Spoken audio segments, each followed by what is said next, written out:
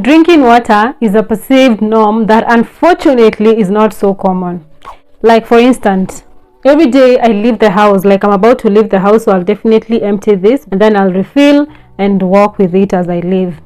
I usually meet people, strangers in the matatus, my clients actually asking me, Mumina, will you finish all this water? Like they assume it's so large and it's only 2 liters, like seriously.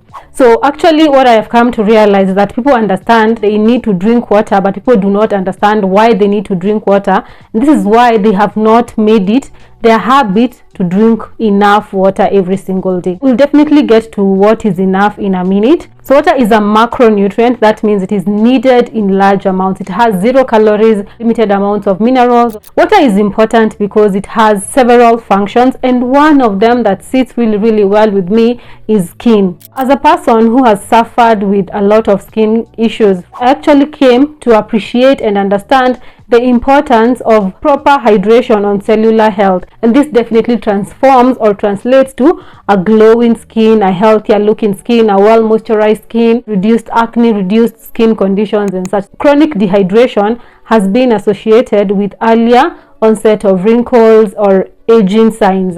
Let's get the sips going. The second reason that you need to take water is because water is very important for your metabolic health. Basically every function in your body, in every passing second, there is an activity that is going on in your system, either hormonal, chemical, electrical, and they all use water at some point, either as a solvent, as a medium, or even as a reactant. To ensure that your metabolic processes are going on effectively, you need enough water. Another reason that you need to ensure that you're drinking up enough water is because water is very important for your digestion system, like bowel movement, and it is going to help you in excretion. Apart from that, it's going to help you reduce the discomforts that come with indigestion, like bloating, constipation, reducing injuries that attack the intestines and the gut. This can be dangerous in the long run. Just make sure that you properly hydrated to rule out that dehydration is the cause of all that. Having briefly mentioned some of the reasons that I take water, what are some of the reasons that I have encountered that people tell me that is their reason for not taking water? The first reason is actually weather. People claim it's cold, and you find it very funny because Kenya is a country whereby the sun is there like all through. Another reason that people tell for not taking water is because they are not thirsty. But you see, thirst is a sign of dehydration. Another reason that people give me, and that is one of the most common reason that I have gotten across so many people, is because water is tasteless. It has no flavor.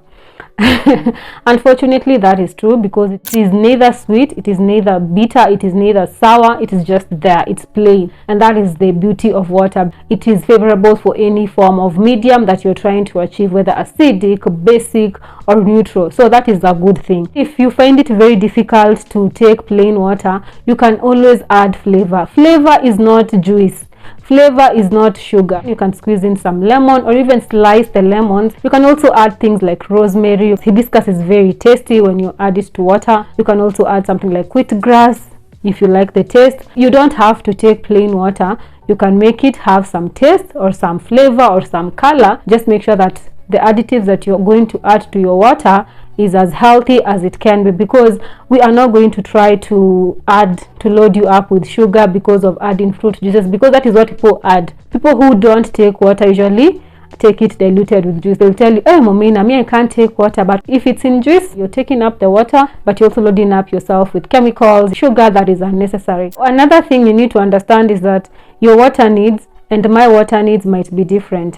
I woke up in the morning, I went for a run, maybe I have been moving all over the house, now I want to go outside, it's sunny. Because when I started in the morning, this was full and it's almost 1, and now we're almost done with it, and I'm almost leaving the house. So by the time I leave the house, I leave with another full bottle. Then I'll probably be walking all over, so the sun will be hitting me properly, so I'll need to make sure that I am well hydrated. So what are some of the things that determine water needs? As I have said, the first thing is individual needs, like how much calories do you need to take in a day? Physical activities are you engaging in a day? For me, if my calorie intake is like 2200 kcals a day, the minimum amount of water I should be taking up a day is 2.2 liters of water. Again, if I add on the fact that I am physically active, I'm going to move around a lot, that is physical activity. If your classification of physical active is anything between moderate to high, then this means that you target at least 500 kilocalories when you're working out, or even when you're walking, when you're doing your steps. So that means you need to have an additional amount of 500 ml to the 2.2 liters that you are taking. That is 2.7. If you are not physical active, you will not need the extra 500 ml of water. Another thing is weather. As I've said, I'm about to leave the house. It's quite sunny right now. Even the few movements that I'll engage with throughout the day, I'll definitely sweat more, so I'll definitely be losing more water because it's hot.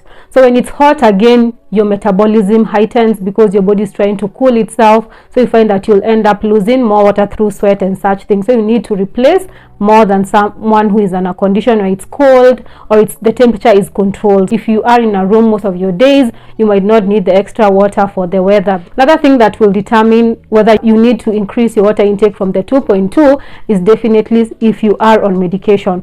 Medications usually have a lot of toxins. Once they are used in the body, you need to get rid of those toxins or those waste products through your kidneys for effective health. It is very important that you actually target an increased amount of water every time you are on any type of medication. Of course, if you are in a long-term kind of medication, let's say you are on ARVs, medication for diabetes, cancer, any chronic disorders, hypertension and such, you need to make sure that you have that habit of an increased water intake every other day. Let it be a norm. You need the water to flush out the toxins like 365 days a year. So you have to make sure that you increase your water intake. Let's sip some water. Another thing that will determine the amount of water that you need in a day is if you have a medical condition that actually affects water or is actually affected by water intake. For instance, something like hypertension. If you have hypertension is a condition whereby it's characterized by water retention in the body. Of course, your water needs might go low depending on your intake, depending on your energy, and depending on your control, like how well you're controlling your blood pressure or your hypertension. And again, some people with uncontrolled blood sugars, of course, their water intake is regulated. It can be high or it can be low depending on need. And it is very necessary that you listen to your dietitian and your physician on that, so that you don't have any complications here and there because of taking too much water or taking too little fluids. It's very important. Of course, for someone who's breastfeeding, your water intake like kind of doubles because you see you're producing breast milk, so you need the extra fluids for that. And of course, if you're pregnant, you might need more water, you might need less if you have gestational hypertension, or less. You see, all these are some of the conditions that influence water intake. Someone will come to me and tell me, Umina, I know I need the water, I know I need the increased needs, but there is no way, it's so hard for me to get in the 2 liters of water, or even to 1.8, or even the 3 liters that you're talking about a day. How can you best approach your water intake to ensure that you're taking up enough a day? When you wake up in the morning, before you take your meals, take like a glass of water. You can add some lemon, make it warm to kickstart your day.